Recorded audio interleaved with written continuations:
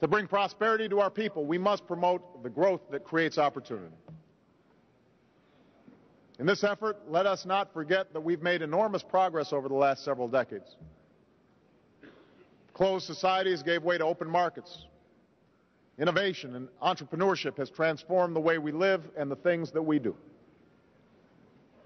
Emerging economies from Asia to the Americas have lifted hundreds of millions of people from poverty.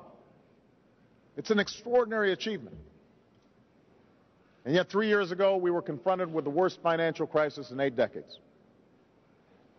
And that crisis proved a fact that has become clear with each passing year. Our fates are interconnected. In a global economy, nations will rise or fall together. And today we confront the challenges that have followed on the heels of that crisis.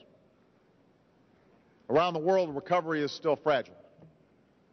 Markets remain volatile. Too many people are out of work. Too many others are struggling just to get by. We acted together to avert a depression in 2009. We must take urgent and coordinated action once more. Here in the United States, I've announced a plan to put Americans back to work and jumpstart our economy. At the same time as I'm committed to substantially reducing our deficits over time. We stand with our European allies as they reshape their institutions and address their own fiscal challenges. For other countries, leaders face a different challenge as they shift their economy towards more self-reliance, boosting domestic demand while slowing inflation. So we will work with emerging economies that have rebounded strongly so that rising standards of living create new markets that promote global growth. That's what our commitment to prosperity demands.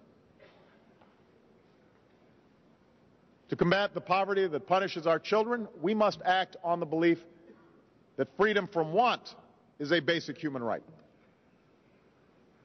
The United States has made it a focus of our engagement abroad to help people to feed themselves. And today, as drought and conflict have brought famine to the Horn of Africa, our conscience calls on us to act. Together, we must continue to provide assistance and support organizations that can reach those in need. And together, we must insist on unrestricted humanitarian access so that we can save the lives of thousands of men and women and children. Our common humanity is at stake. Let us show that the life of a child in Somalia is as precious as any other. That is what our commitment to our fellow human beings demands.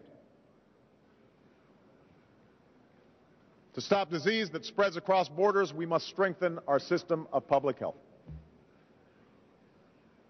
We will continue the fight against HIV/AIDS, tuberculosis, and malaria. We will focus on the health of mothers and of children. And we must come together to prevent and detect and fight every kind of biological danger, whether it's a pandemic like H1N1, or a terrorist threat, or a treatable disease. This week, America signed an agreement with the World Health Organization to affirm our commitment to meet this challenge. And today I urge all nations to join us in meeting the HOO's goal of making sure all nations have core capacities to address public health emergencies in place by 2012. That is what our commitment to the health of our people demands.